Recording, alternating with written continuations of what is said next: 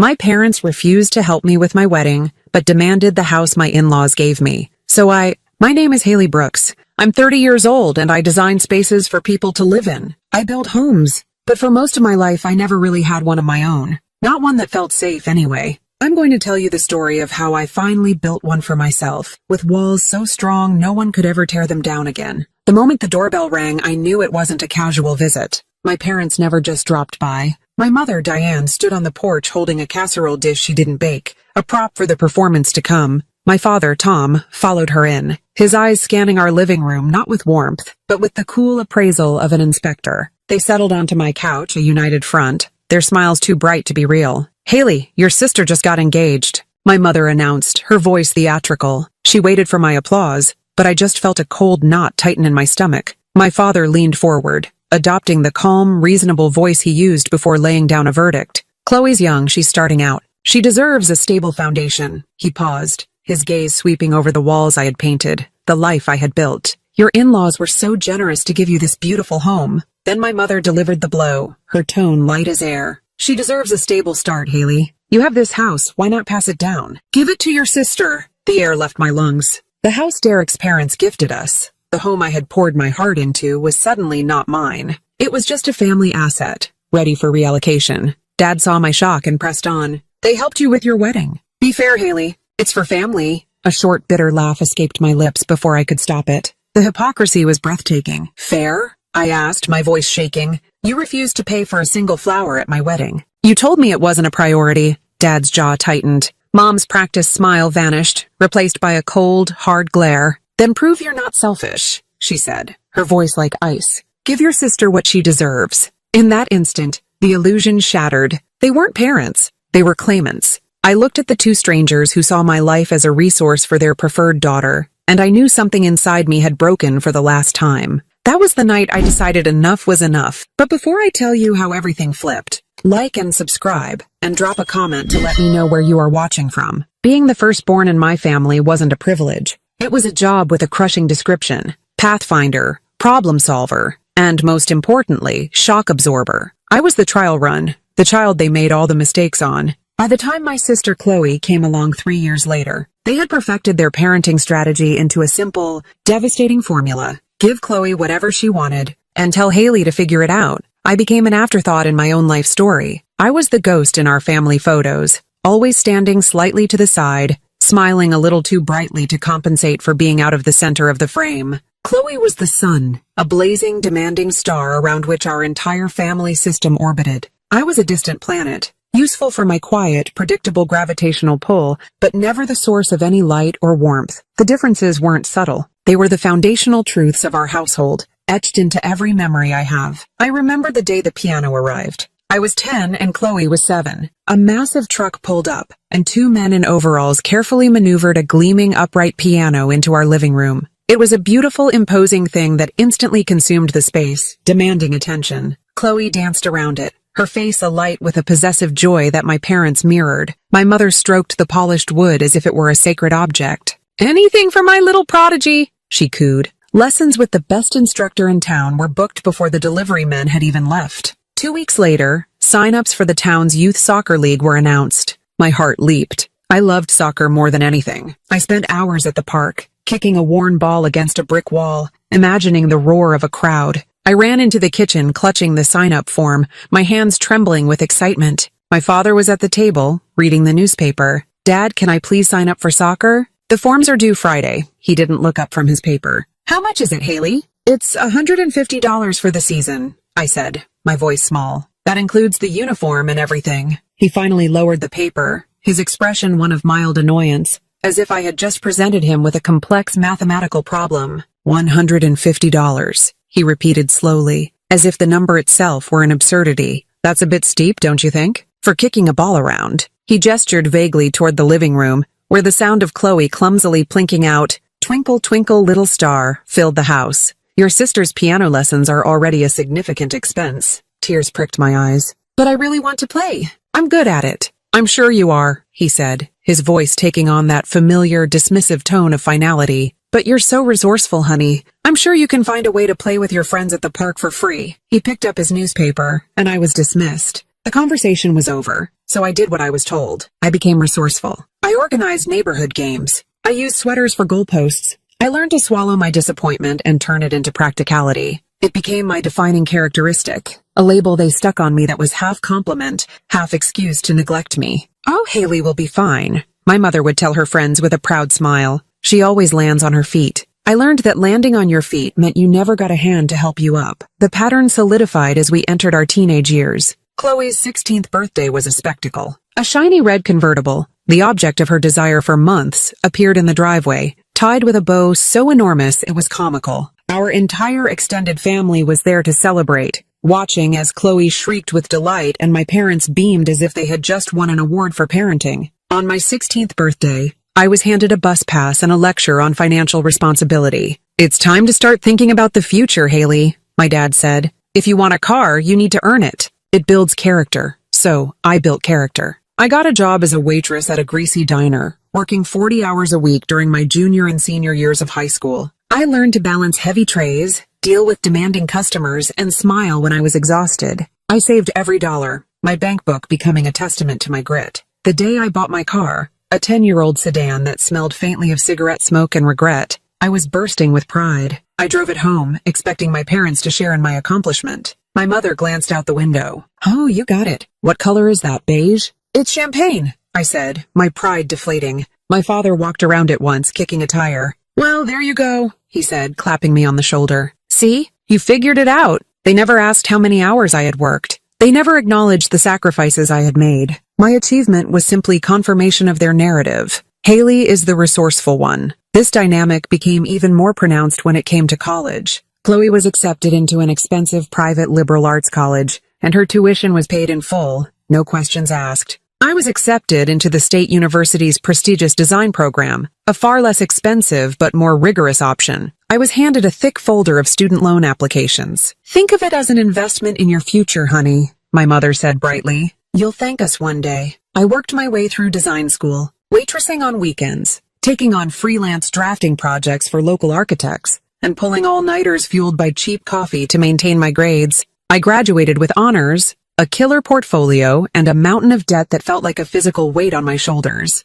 Chloe graduated with a C average in communications, a new wardrobe, and zero debt. It was in my final grueling year of college that I met Derek. It was like breathing clean air for the first time in my life. He was in the engineering program, and we met in a shared elective on architectural history. He was brilliant, kind, and he saw me. Not the resourceful older sister, not the responsible one, but Haley. He loved my independence, but he also saw the exhaustion behind it. He saw the girl who just wanted someone to take care of her for 5 minutes. His family was a revelation. The first time I had dinner at their house, I was terrified. But Carol and Bill, his parents, welcomed me with a warmth that felt utterly foreign. They asked me about my designs, my dreams, my fears. They listened. It was that simple. They just listened. Love in their house wasn't a transaction. It was the air they breathed. When they said, "We're family," it meant, "We're here for you, no matter what." When my parents said it, it meant, "What have you done for us lately?"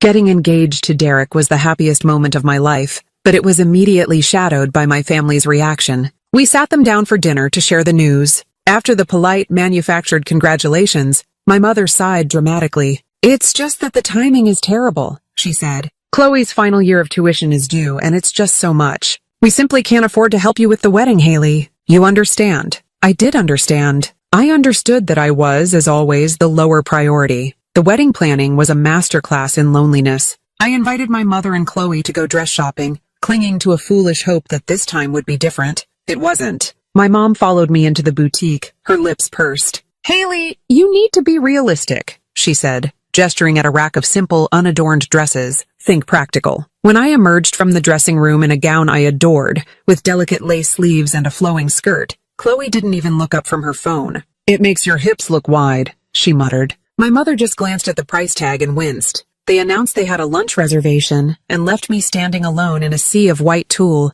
my reflection a blur of disappointment. It was Derek's mother, Carol, who saved the day. I had called Derek, trying not to cry, and she must have overheard. An hour later, she walked into the boutique, her face a portrait of warm resolve. She took one look at me and pulled me into a hug that felt more real than any hug my own mother had ever given me. "Let's find you the most beautiful dress in this entire shop," she said, her voice full of love. My treat. Carol and Bill became my surrogate parents during the engagement. They attended food tastings, helped us scout venues, and listened to me agonize over flower arrangements. They celebrated our love. To my parents, it was an inconvenient expense. A few months before the wedding, we were having dinner at Carol and Bill's house. We were stressed, trying to figure out how we could possibly afford a down payment on even a tiny starter home. Bill cleared his throat and slid an envelope across the table. "Carol and I have been talking," he said gently. "We want to give you your wedding gift a little early." I opened it. Inside was a cashier's check for an amount that made me gasp. It was a life-changing sum of money, enough for a substantial down payment on the 2-story house in Maple Creek we had been dreaming about, but knew was years out of our reach.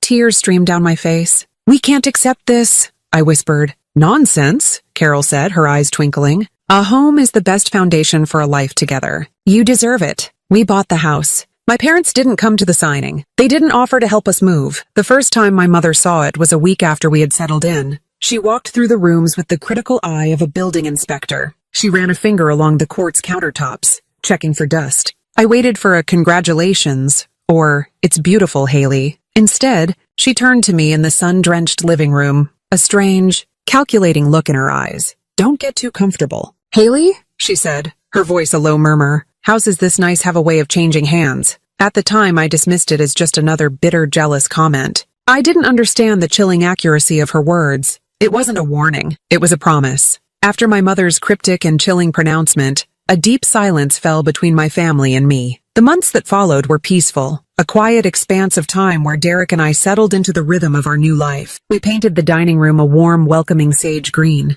We spent a whole Saturday digging up the overgrown flower beds in the front yard and planting hydrangeas. We made the house ours, nail by nail, brushstroke by brushstroke. This quiet period was a gift. For the first time, I didn't feel the constant low-level hum of anxiety that came with waiting for their next demand or criticism. I was free. The silence was a language I understood perfectly. As long as they didn't need anything from me, I effectively ceased to exist. That all changed the day Chloe got engaged. The Tuesday night they ambushed us was a masterpiece of emotional warfare. They didn't call first. Calling would have been a courtesy, a sign of respect for our time and our space. It would have given me a chance to prepare, to build my defenses, to say, now is not a good time. Instead, they just appeared on our doorstep, a store-bought casserole in hand and a fully formed agenda in their hearts. Derek and I were in the kitchen, making pasta from scratch, our favorite Tuesday night ritual. Flour dusted our clothes, and music played softly from a speaker on the counter. We were laughing about something silly when the doorbell chimed,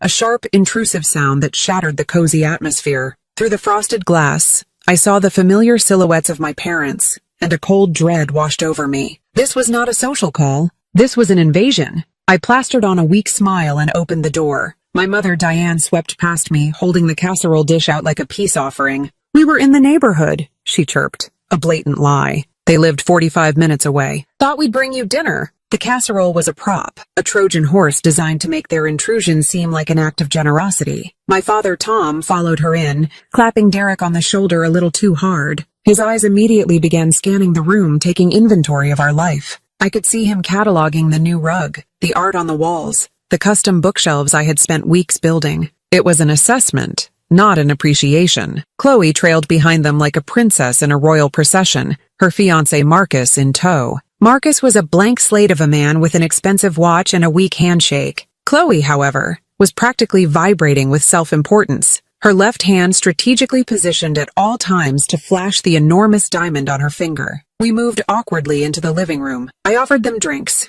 my hands trembling slightly as I poured coffee. They settled onto my couch, a united front, while Derek sat beside me, his presence a silent, solid anchor. After a few minutes of excruciatingly banal small talk, my mother launched into her grand announcement. "Chloe has the most wonderful news," she declared, beaming. As she detailed the engagement, Chloe took it as her cue to begin her inspection of the prize she had already claimed in her mind. She stood and began to wander through the living room, her movements slow and deliberate. She ran a manicured finger along the back of my favorite velvet armchair. "This is a great room," she announced, as if she were a celebrity designer on a home makeover show. Although I'd probably knock out that wall to open it up to the kitchen. It would create a much better flow for entertaining. She drifted into the dining room, Marcus nodding along agreeably. "And these floors are a bit dark, aren't they? We could sand them down and go for a lighter, more modern whitewash finish." Her eyes scanned the chandelier I had painstakingly restored. That fixture would have to go, obviously. I sat frozen, coffee cup halfway to my lips, listening to my sister redesign my life right in front of me. She wasn't just imagining it, she was declaring it. Each comment was a small act of erasure, wiping away my choices, my taste, my presence. She eventually circled back to the living room and sighed dramatically. "This house is just perfect," she breathed, looking not at me but at my parents. Marcus and I could really make it ours. The sheer, unadulterated entitlement of that statement stole the air from my lungs. I looked at Derek and his jaw was set like stone. His knuckles were white where he gripped the arm of his chair. My mother, ever the smooth operator, jumped in to endorse Chloe's fantasy. "Think about it, Haley. Chloe is right. This house is perfect for a young couple starting out." "Derek and I are a young couple starting out," I said, my voice dangerously quiet. "Yes, but you're different," my father interjected, his tone dismissive and patronizing. "You're resourceful. You've always been the practical one. Look at what you've accomplished." He gestured vaguely around the room, but it wasn't a compliment. It was an indictment. "It's just a house, a material object. You'll get another one. You always land on your feet." My resourcefulness, once a source of quiet pride, was now the weapon being used against me. My competence was my curse. Because I could survive without them, I was expected to. Because I could build my own life, I was expected to hand over the pieces to my sister, who apparently could not. Their logic was a twisted tapestry of favoritism and neglect. My strength was not something to be celebrated. It was a resource to be exploited. The conversation became a surreal nightmare. They began discussing logistics, their voices a low conspiratorial hum. They talked about when we could move out, how to handle the transfer, and how happy Chloe and Marcus would be. My consent was not requested. It was assumed I tried to reason with them. I took a deep breath, trying to keep my voice steady. "Mom, Dad, I hear what you're saying, but you have to understand. This house was a gift. To us, for our wedding. It's our home. We can't just give it away." My mother waved my words away with a flick of her wrist. "Oh, don't be so sentimental, Haley. It's 4 walls and a roof. Family is what's important." "If family is what's important," Derek cut in, his voice a low growl, "then you should be happy for Haley and the home she's made here." That's when Derek had enough. He set his coffee mug down on the table with a firm click that echoed in the sudden silence. He looked directly at my father, his expression unyielding. "This house," he said, his voice laced with steel, "was a gift from my parents to Haley and me. It is our home. It's not transferable." My father scoffed, a deep rumbling sound of condescension. "Don't talk legalities with me, son. This isn't a business deal. This is family. Family matters aren't settled with contracts." That single sentence ignited a fuse that had been dormant for 30 years. All my life, they had used the word family as a shield for their neglect and a justification for their demands. "We can't help with your wedding. It's for the family's finances," meaning Chloe. "We need you to sacrifice your time. It's for the family," meaning Chloe. "We need you to give up your home. It's for the family," meaning Chloe. They were right. Family wasn't supposed to be a contract. It was supposed to be about love, support, and respect. But they had treated our relationship like a business from the very beginning, and I was their least valuable asset, a line item to be cut when it was convenient. A line had been crossed not just by them, but within me. The quiet, accommodating daughter who would swallow her pain to keep the peace was gone. I stood up, my body trembling with a rage so pure it felt like ice water in my veins. I looked at my father, the man who was supposed to protect me, but who instead saw me as a resource to be plundered for his favorite child. My mind flashed with a slideshow of 1,000 slights. The soccer form, the bus pass, the student loan folder, the empty chair at my dress fitting. It all coalesced into a single, clarifying point of light. "You're wrong, Dad," I said, my voice shaking but clear and sharp as glass. "Everything is a contract when you treat love like a transaction." The silence that followed was absolute, heavier than anything I had ever felt. I had never spoken to him like that. I had never challenged the fundamental unspoken rules of our family. Chloe looked shocked. My mother looked horrified. But my father, for the first time in my life, he looked genuinely surprised, as if a tool he had used his whole life had suddenly refused to work. It was in that moment of stunned silence that I knew my answer wasn't just no, it was never. 2 days later, the war moved from the cold battlefield of my living room to the glittering stage of Chloe's engagement party. The venue was a ridiculously expensive downtown restaurant, the kind with floor-to-ceiling windows overlooking the city, and an army of valet parkers at the curb. It was a place designed to project an image of effortless class and magnanimous generosity, my parents' favorite kind of lie. The irony of them hosting such an extravagant event after claiming poverty to avoid helping with my wedding was so thick I felt I could choke on it. Derek and I spent hours debating whether to go. My every instinct screamed at me to stay home, lock the doors, and sever the final ties. "Why would we go, Haley?" Derek asked, his voice gentle but firm. "Why would we subject ourselves to that?" "Because if we don't," I reasoned, pacing our kitchen, "they win. They'll control the whole story. They'll tell everyone I'm jealous and bitter. They'll paint me as the villain, and we won't even be there to defend ourselves. I'm not going to let them write my story for me anymore. If there's going to be a narrative, I want to be there to witness it." Derek sighed, knowing I was right. "Okay," he said, taking my hand. "But we're a team. The second it gets to be too much, we leave." We walked into the party, and it was like stepping under a spotlight. The room was buzzing with the cheerful chatter of my parents' friends, distant relatives I hadn't seen in years, and Chloe's gaggle of fawning admirers. As soon as we entered, a ripple went through the crowd. Conversations paused, heads turned. I could feel the weight of dozens of eyes on us, and I knew with absolute certainty that my parents had been busy poisoning the well. They had spent the last 48 hours spinning their tale of my selfishness, framing their greed as a reasonable request, and my refusal as a shocking betrayal. I pasted a polite, neutral smile on my face and prepared for battle. We hadn't taken 3 steps into the room before my great-aunt Susan intercepted us, her face a mask of sympathetic concern. "Haley, dear," she said, squeezing my arm. "I was so sorry to hear you were having a difficult time. But what you're doing for your sister, it's just so wonderful. You've always been the responsible one." I just smiled and murmured, "Chloe is very lucky," before steering Derek away. Every conversation was a variation on the same theme. One of my mother's friends gushed, "Your parents must be so proud of your generosity." A cousin pulled me aside to whisper, "Don't worry, honey. Your turn will come again." Each comment was a small, sharp jab, a confirmation that I had been tried and convicted in the court of family opinion without ever having a chance to speak. They weren't just taking my parents' side. They were celebrating my supposed sacrifice, a sacrifice I had never agreed to make. The main confrontation happened, as I knew it would, when I was most vulnerable. I had escaped to the relative quiet of the buffet table, tucked away behind a large, ostentatious floral arrangement, trying to get a simple glass of water. Suddenly, my mother was there, her smile gone, replaced by a tight, furious mask. "What do you think you're doing?" she hissed, her voice a venomous whisper that was somehow louder than the surrounding chatter.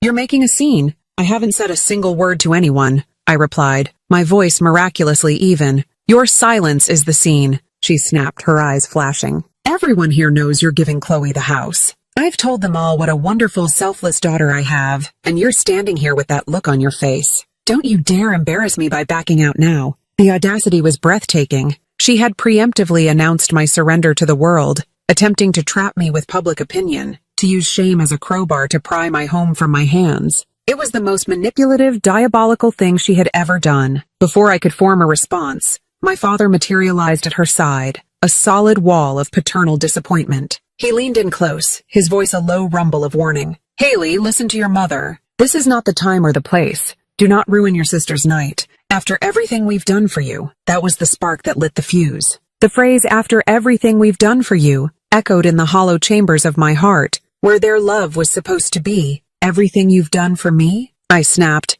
my voice rising above a whisper. A few people at a nearby table turned to look. "What exactly is that? You told me my wedding was frivolous and an unnecessary expense. Yet you're funding this entire spectacle for Chloe. You told me student loans build character, but you wrote her tuition checks without blinking. You have done nothing but prioritize her my entire life, and now you want my home? Why? Is it so Chloe doesn't have to feel less than for 5 minutes? So you can look like generous, doting parents on my dime?" My mother's face went chalky white. My father looked like he wanted to physically drag me out of the room. And then, the star of the evening made her grand entrance. Chloe drifted over, drawn by the drama, a glass of champagne held delicately in her hand. Her face was flushed with alcohol and a lifetime of unchecked entitlement. "What is your problem, Haley?" she whined, her voice dripping with disdain. "Why do you always have to make everything about you? It's my engagement party. This has nothing to do with your party, Chloe," I said, trying to regain my composure. "This is about Mom and Dad demanding that I give you my house."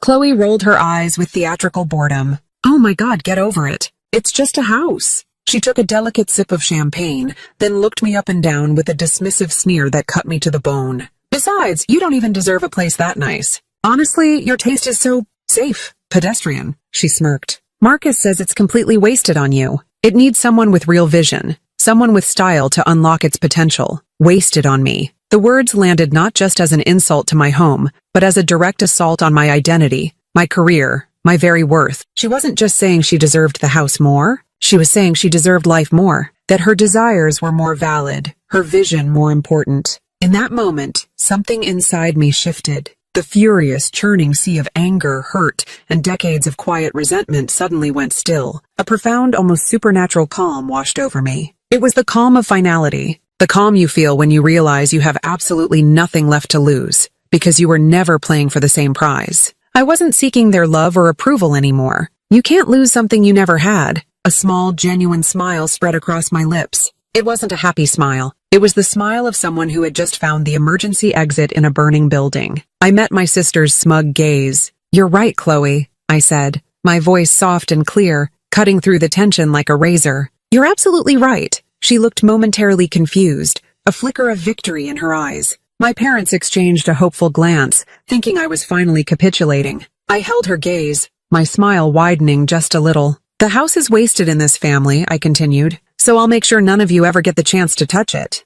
Without another word, I placed my untouched glass of water on the buffet table. I turned to Derek, who was watching me with a look of fierce pride, and took his hand. We turned and walked out of the party, a silent, united pair. We didn't run. We walked. We moved through the crowd of stunned faces, past my mother's gaping mouth and my father's thunderous glare, and out into the cool, clean night air. And as the restaurant door swung shut behind us, I felt the satisfying, irreversible click of a chapter of my life ending for good. The drive home from the engagement party was shrouded in a heavy, contemplative silence. The raw, hot rage from the confrontation had cooled, crystallizing into a cold, clear sense of purpose. Derek drove, his hands gripping the steering wheel at 10 and 2, his knuckles white. He kept glancing at me, his eyes asking a question he didn't voice. "Are you okay?" I was more than okay. I was transformed. The silence wasn't empty. It was filled with my own thoughts, replaying the scene at the party not with anger or hurt, but with the detached focus of an analyst.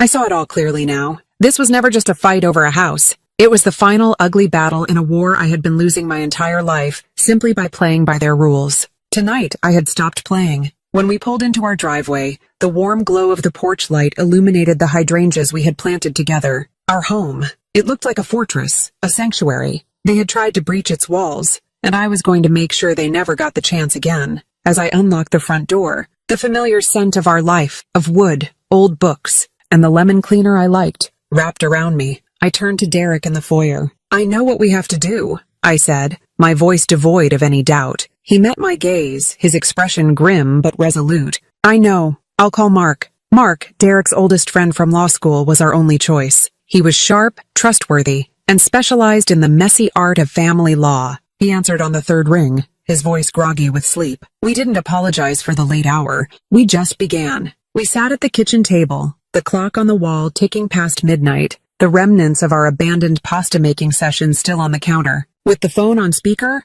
I laid out the whole ugly story. I told him about the years of being the resourceful one, the financial neglect, the wedding, and the ambush in our living room. I recounted, almost verbatim, the public shaming at the party and my mother's attempt to trap me with social pressure. I explained that this wasn't about a legal challenge I was afraid of losing. It was about ending a lifetime of emotional harassment. "They won't stop," I finished, my voice steady. "They will call, they will show up, they will turn every family member they can against us. I want to do more than just say no. I want to make it impossible. I want to build a firewall so high and so thick that they can never, ever touch us on this again." There was a pause on the other end of the line. I could hear the soft clicking of a keyboard as he processed everything. "Okay," he said finally, his voice now wide awake and serious. "A firewall. I think I have an idea. It's solid. It's ironclad. It is, legally speaking, a fortress. But Haley, I need you to understand. This is an aggressive move. This is a final move. There's no coming back from it." "Good," Derek and I said in perfect unison. The next evening we were in Mark's small, cluttered office. It smelled of coffee and legal texts. He had papers spread out on his desk, and his expression was all business. He wasted no time. "We're going to place the house into a family living trust," he began, sliding a folder across the desk. "Specifically, an irrevocable trust. The word irrevocable is key. It means once the asset, your house, is in the trust, it cannot be taken out, amended, or changed without an incredibly high legal bar. For all intents and purposes, it's permanent. You and Derek will be the primary trustees and beneficiaries. You will live in it, control it, decorate it, everything. Nothing about your daily life changes. He tapped a highlighted section with his pen. But here is the firewall. We are going to write a specific explicit clause into the trust agreement. This clause will state that the property cannot, under any circumstances, be sold, transferred, gifted, or willed to any member of your immediate family. He looked up at me. We will name them specifically your father, Thomas Brooks, your mother, Diane Brooks, and your sister, Chloe Brooks. Their names will be in the legal document, permanently barring them from ever having any claim or access to this property. A wave of relief so powerful it almost made me dizzy washed over me. It was more than I could have hoped for. There's more, he said, flipping a page. This is the failsafe. We are going to name Bill and Carol, your in-laws, as the secondary trustees and successor beneficiaries. And we will add a special provision, what we call a duress clause. It will state that if either of you are ever proven in a court of law to be acting under duress, coercion, or undue influence regarding the disposition of the property, the trust automatically dissolves your trusteeship, and ownership immediately reverts to them. No questions asked. I stared at him, my mind slowly grasping the beautiful, brutal genius of it. It was a perfect trap. If my parents tried any legal maneuvers, they would find a dead end. If they escalated their campaign of harassment and pressure to the point where they were actually successful, they would trigger the duress clause, and the house would go to the very people whose generosity they were trying to exploit. They would lose. No matter what they did, they would lose. It will protect you, Mark said, his gaze serious. But they will see it as a declaration of war. They declared war when they walked into my living room, I replied, my voice hard as stone. This is just my formal response. Signing those documents was the single most liberating act of my life. The paper felt heavy and important in my hands. Seeing their full legal names, Thomas, Diane, Chloe, written in the stark, unforgiving language of the law, was a surreal experience. With each looping signature, I felt a lifetime of weight lift from my shoulders. This wasn't just a legal signature. It was an act of emancipation. It was me, the resourceful one, the one who always figured it out, finally using that resourcefulness to save myself. Derek signed after me, his signature firm and steady, a silent vow of his partnership in this fight. The next morning, we went to the county clerk's office. The building was old and smelled of dust and bureaucracy. We waited in line, handed the documents to a bored-looking clerk, and watched as she stamped them with a loud, satisfying thunk. That sound was a gavel, a final judgment on a case that had been open for 30 years. It was done. We drove home and sat on our porch, mugs of hot coffee warming our hands in the cool morning air. The sun was rising, casting long shadows across our yard. For the first time in my entire life, the air didn't feel heavy with expectation or the threat of impending disappointment. It was just a quiet, peaceful morning in the home we had chosen, the home we had now secured. My parents didn't know it yet. They were probably sitting at their own kitchen table, plotting their next move, devising new ways to guilt and manipulate me. They didn't know that the game was already over. They had been playing checkers, and I had just checkmated them in chess. All we had to do now was wait for them to make their next move and watch them discover the firewall. The bomb was diffused. The power had shifted. And in the quiet of that morning, I felt the first real stirrings of peace. The 2 days after the engagement party were unnervingly quiet. It was the heavy, loaded silence that precedes a storm, the kind where the air is thick and still, and you find yourself watching the horizon. Derek and I existed in a state of suspended animation, waiting for the inevitable explosion. Every time the phone rang, we would jump. Every car that slowed down on our street sent a jolt of anxiety through me. We were living in the last peaceful moments before the fallout, and we knew it. The explosion came on Saturday morning. I was in the kitchen, enjoying the simple pleasure of a quiet cup of coffee, when I saw my mother's car screech to a halt at the curb. She didn't park neatly. She pulled over at a sharp angle, the front tire bumping onto the grass. She got out of the car, slamming the door with a sound that cracked the morning calm. She wasn't the polished, poised woman from the party. Her hair was a mess, her face was bare and blotchy, and she was wearing a rumpled tracksuit. This wasn't a calculated visit. This was pure, unadulterated rage. Derek came up behind me, placing a hand on my shoulder. "Don't open it, Haley." "I'm not going to," I whispered, my heart pounding against my ribs. She marched up the walkway, her face a thunderous mask, and began pounding on the front door. It wasn't a knock. It was a frantic, rhythmic banging that rattled the frame. "Haley! Haley, you open this door right now! Do you hear me? You open this door." Her voice was shrill, distorted by the thickness of the door but still sharp enough to cut. We stood motionless in the kitchen, listening. "You have embarrassed me. You have embarrassed this entire family," she screamed, her voice cracking with fury. "After everything we have done for you, this is how you repay us? By shaming us in front of everyone we know?" I closed my eyes. "Everything we have done for you." The phrase was a broken record, a meaningless string of words they used to justify their own selfishness. What had they done? They had given me a childhood of neglect and an adulthood of expectations.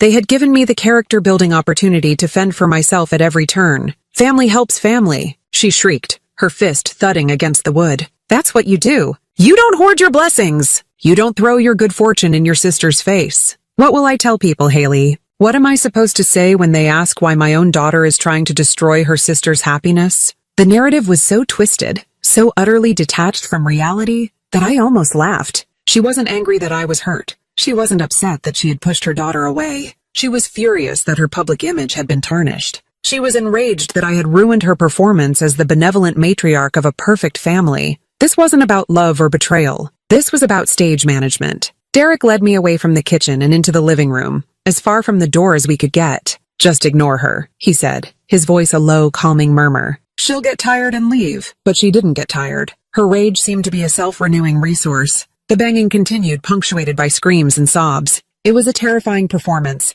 I sat on the couch, wrapping my arms around myself, feeling like a child again, hiding from the inexplicable anger of a parent. I was no longer a 30-year-old homeowner. I was a little girl who had done something wrong and didn't know what it was. Then, through a brief pause in my mother's tirade, I heard another voice. It was our next-door neighbor, Mrs. Gable, a sweet elderly woman who spent most of her days tending to her prize-winning roses. "Is everything all right over here?" Mrs. Gable's voice was frail but firm. "This is a private family matter," my mother screeched at her. "Stay out of it." "It stops being a private matter when you're disturbing the peace of the entire neighborhood," Mrs. Gable retorted, her voice gaining strength. "Now, I suggest you lower your voice and leave these good people alone, or my next call will be to the police." The threat of public, official intervention was the one thing that could penetrate my mother's bubble of fury. There was a moment of shocked silence. I could picture her standing there, her rage momentarily short-circuited by this unexpected obstacle. An elderly woman with a trowel in her hand had more power over her than her own daughter did,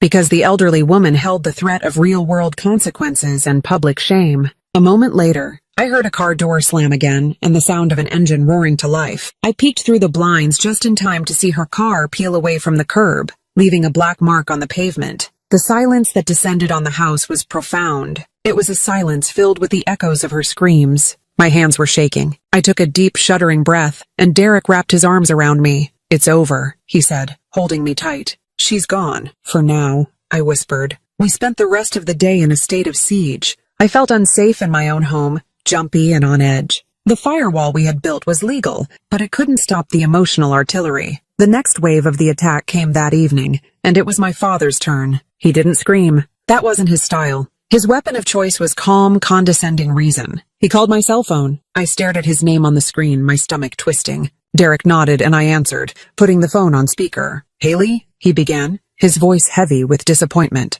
"Your mother is beside herself. I have never seen her this distraught. She was screaming on my porch this morning, Dad," I said, my voice flat. "She's emotional," he dismissed. "She's a mother who is watching one of her children behave in a very selfish and destructive way. I called to see if you had come to your senses yet." "There's nothing to come to my senses about," I said. "The answer is no. It will always be no," he sighed, a long, weary sound designed to make me feel childish and unreasonable. "I don't think you're looking at the big picture, Haley. This isn't just about a house. It's about the structure of this family. Chloe needs this. She does. She's not like you. She's more sensitive. The world is harder on her. And we, as a family, have a duty to support her. And what about your duty to me?" I asked, the question I had wanted to ask my entire life. "Our duty to you was to raise you to be a strong, independent woman," he said, his voice smooth as polished stone. "And we succeeded. You're fine. You're resourceful. You don't need this house the way she does.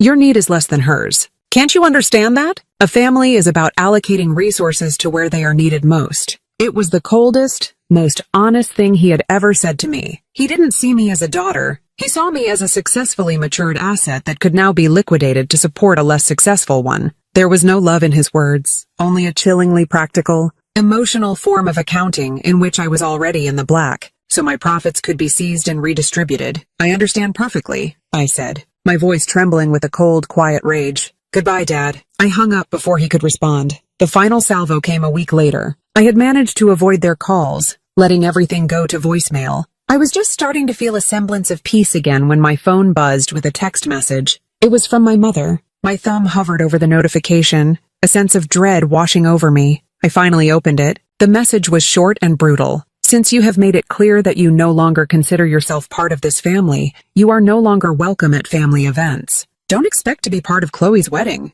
We are done with you. I stared at the words, expecting to feel a pang of hurt, a sting of rejection. I waited for the tears to come, but they didn't. Instead, a slow, quiet, profound sense of relief washed over me. She thought she was delivering a punishment, the ultimate threat of excommunication. She couldn't comprehend that what she was offering me was not a threat, but a gift. She was offering me my freedom. She was offering me peace. A small smile touched my lips. My fingers moved over the keyboard, typing a reply that was truer than anything I had said to her in years. Thank you. I needed the day off. I hit send. Then, without a moment's hesitation, I opened my contacts, found her name, and pressed the button that said, block this caller. I did the same for my father. I did the same for Chloe. With each press of my finger, I felt a chain breaking. The fallout was over. The war had been fought. And in the quiet aftermath, I realized that I had won, not by fighting back, but by finally walking off the battlefield. For about a month, the silence was absolute. Blocking their numbers had been like soundproofing a room.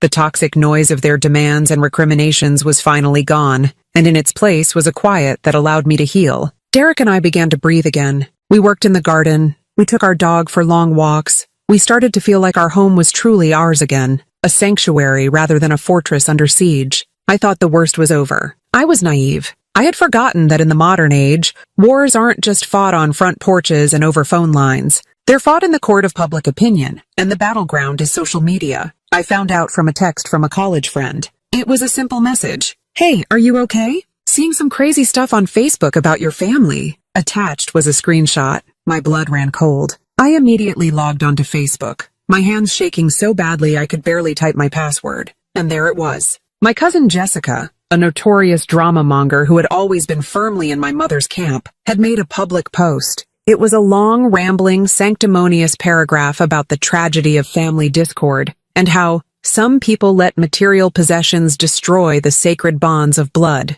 She didn't use my name, but she didn't have to. Everyone in our small, interconnected community knew exactly who she was talking about. The post itself was bad enough, but it was what she had attached that made my stomach drop. It was a video, clearly taken on a cell phone from a car parked across the street. It was a shaky, grainy recording of my mother's meltdown on our front porch. You could see her, wild-eyed and screaming, banging her fists on our door. The audio was distorted by the wind, but her words were chillingly clear. You have embarrassed me, you ungrateful child. Family helps family. Jessica had captioned the video. My poor Aunt Diane is just heartbroken over the selfish actions of others. Please send prayers for our family during this difficult time. I felt a hot wave of shame and fury wash over me. She had taken our private, painful crisis and turned it into public entertainment. She had framed my mother as the victim, a heartbroken matriarch, and me as the cold, selfish villain. The comment section was a cesspool. The first wave was from my parents' friends and loyal family members,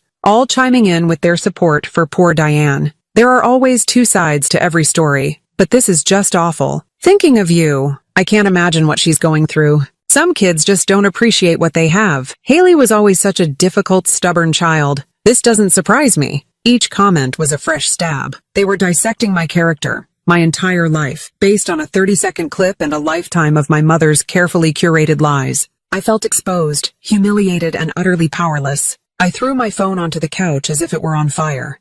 Don't read it, Derek said, his voice firm as he came and sat beside me. It's poison. It's not real, but it felt real. It felt like the whole world was siding with them, validating their narrative that I was the problem. We spent the rest of the day in a miserable fog. I couldn't focus. I couldn't rest. The shame was a physical weight, but then something shifted. The post had been shared, and then shared again, and it began to move beyond our immediate circle and into the wider community, and people who didn't have a personal stake, people who were just observing the raw facts of the video, began to see a different story. The turning point came when someone commented, "Wait, Is she screaming at her daughter to give her sister her house? The one her in-laws bought her? I heard about this at the engagement party. Suddenly, the context I had been denied was in the open. The narrative began to fracture. A new wave of comments started to appear, and these were different. She's not heartbroken. She's having a tantrum. She's mad she didn't get her way. Screaming family helps family while demanding your daughter's home is peak entitlement.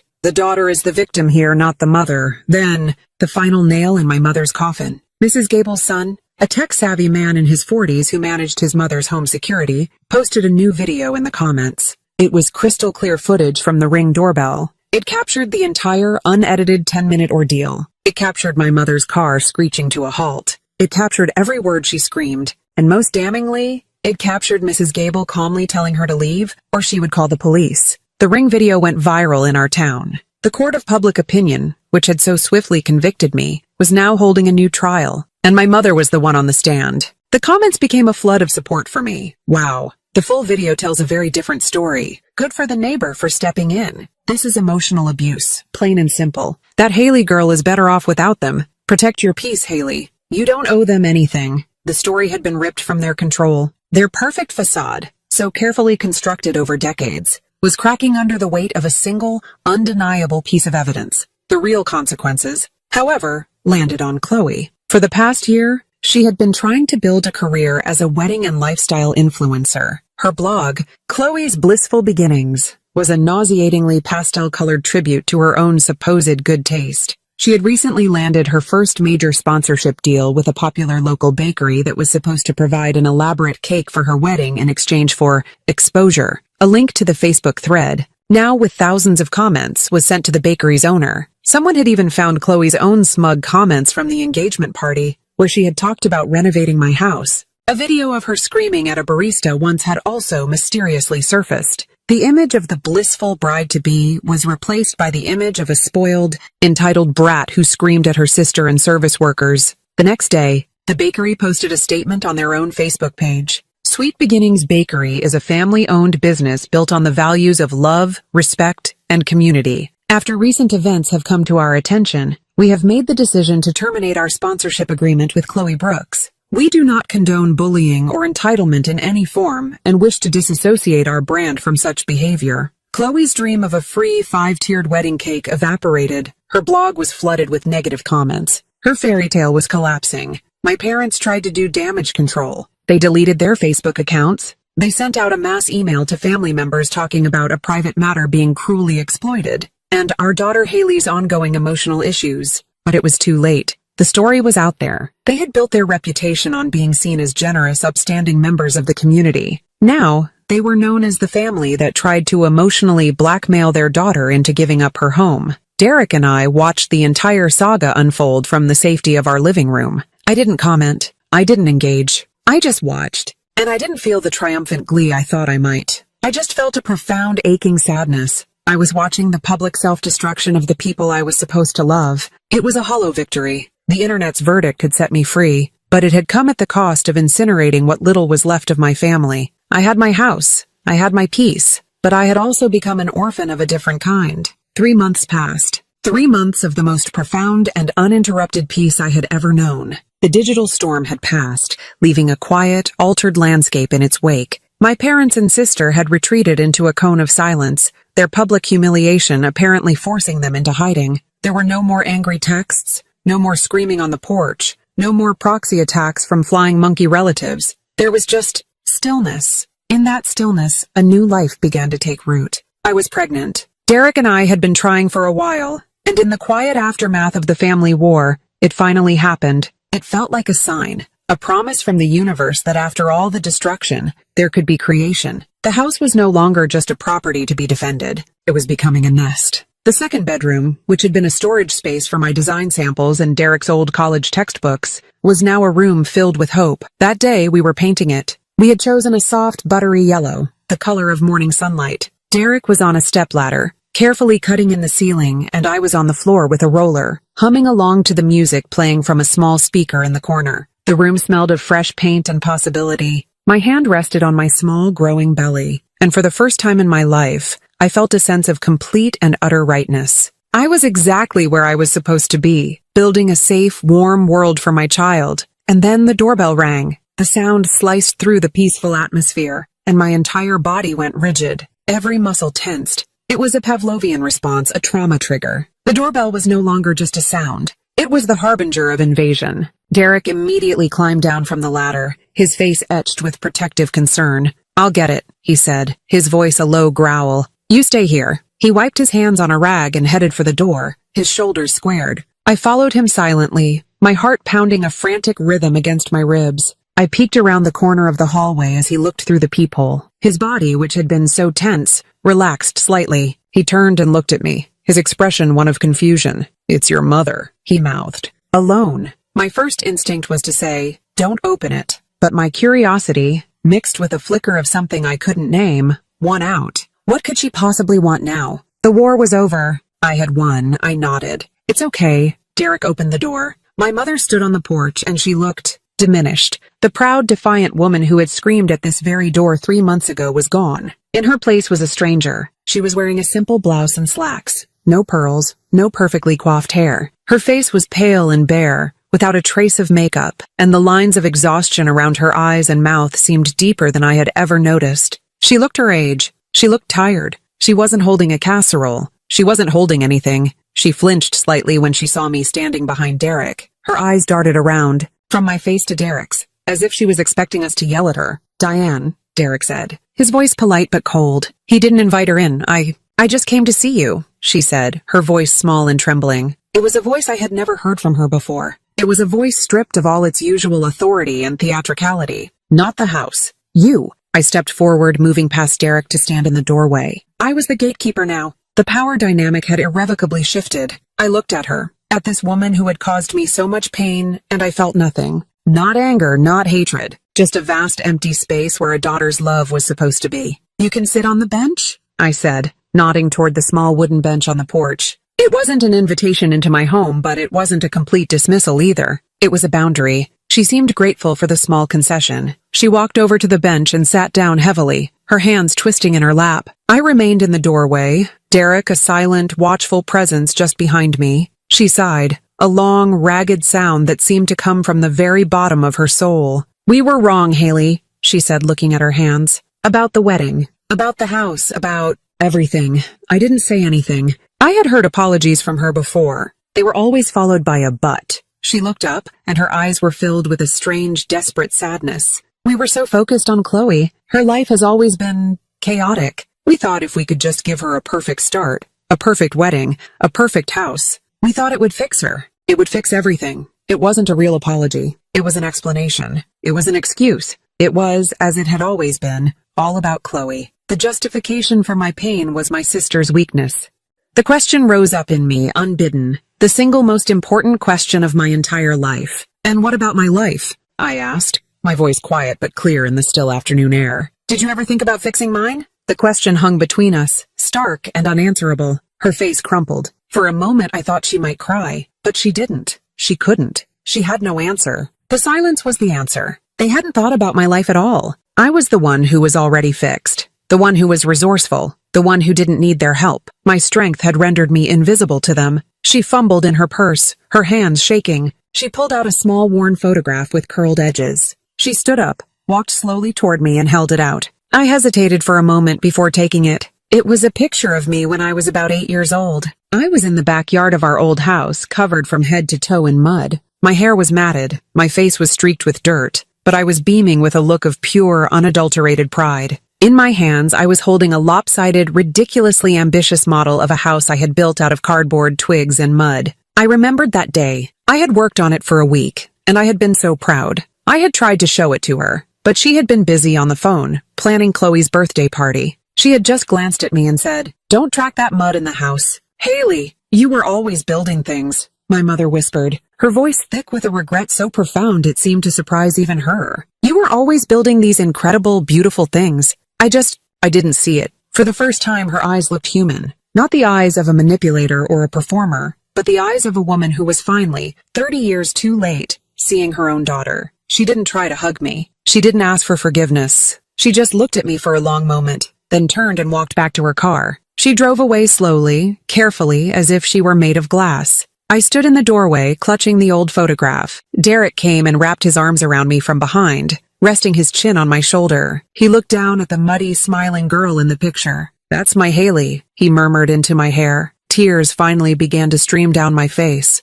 They weren't tears of anger or even sadness. They were tears of grief. I was grieving the mother I never had, the mother I saw a flicker of in those last few moments on the porch. I went back inside and closed the door, the sound of the lock clicking into place echoing in the quiet house. And I realized that forgiveness doesn't always mean reconciliation. It doesn't always need a key to let someone back in. Sometimes, forgiveness is just closing the door and accepting that what's inside is finally, truly safe. The first year of our daughter Lily's life passed in a blur of joy and exhaustion. It was a year of sleepless nights and breathtaking sunrises, of first smiles and tiny fingers wrapped around mine. The house, once a battleground, was now filled with the sweet, chaotic music of a new family. The sound of a baby's laughter echoed in the hallways. The living room floor, which Chloe had deemed too dark, was now the perfect, durable surface for a playmat and a mountain of colorful toys. The wraparound windows, which my father had once surveyed with a landlord's eye, now framed the view of our daughter, taking her first wobbly steps in the backyard.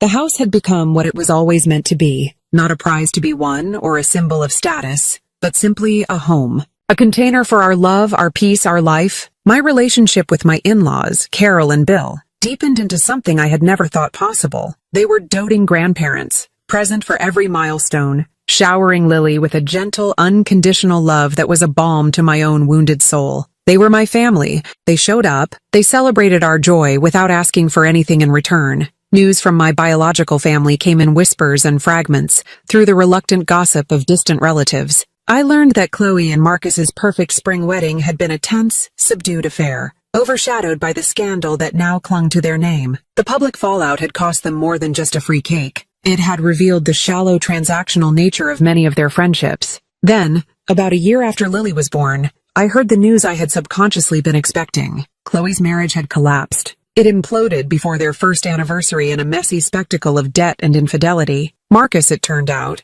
had been living a life funded by credit cards, and the good family my mother had been so impressed with was teetering on the edge of bankruptcy. The perfect life Chloe had believed she was entitled to was a house of cards, and it had come crashing down. I felt a distant, detached sadness for her, the way you might feel for a stranger in a news story. The fierce, tangled knot of sibling rivalry and resentment that had defined our relationship for so long had finally, completely unraveled. There was nothing left but a quiet pity. One evening, I was rocking Lily to sleep in the soft yellow nursery we had painted together. My phone, which I had left on the nightstand, buzzed. I glanced at the screen. It was a text from an unknown number, but I knew instantly who it was from. The message contained only 2 words. "I'm sorry." I stared at the screen for a long time, the soft weight of my sleeping daughter in my arms. The old Haley would have agonized over this message. She would have dissected it. Is she sorry for what she did, or just sorry for how her own life turned out? Does she want something? Is this another trap? But I wasn't the old Haley anymore. I was a mother. I was a wife. I was a woman who had fought for her peace and now guarded it fiercely. I looked down at Lily's perfect, peaceful face, her tiny chest rising and falling with each soft breath. This was my world now. This quiet room, this sleeping child, this love. It was a world without screaming, without demands, without drama. Engaging with Chloe, even just to acknowledge her apology, would be like opening a door to the storm I had worked so hard to escape. It would be an invitation for chaos to seep back into the quiet corners of my life. Her apology wasn't for me. It was for her. It was an attempt to alleviate her own guilt, to make herself feel better. But my healing was no longer her responsibility, and her healing was no longer my concern. I thought about what to reply. A simple okay? A cold thank you? But then I realized that any response at all would be a thread, a connection I did not want. The most powerful, most honest, and most merciful thing I could do, for both of us, was to offer nothing.